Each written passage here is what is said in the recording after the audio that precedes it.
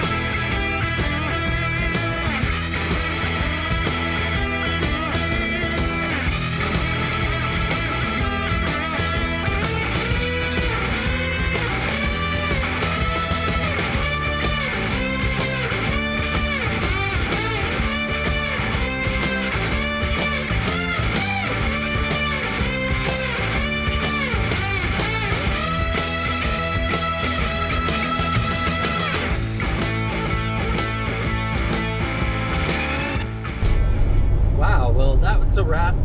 It was a great event with San Diego Off-Road Coalition, Clean Dezert, and Tierra del Sol, and a lot more. So they are actually having more cleanup events. There's a few cleanup events at Johnson Valley after KOH. There's some other local Southern California cleanup events. You'll find some of the links to their websites below, and you'll also find our links. Subscribe to our channel.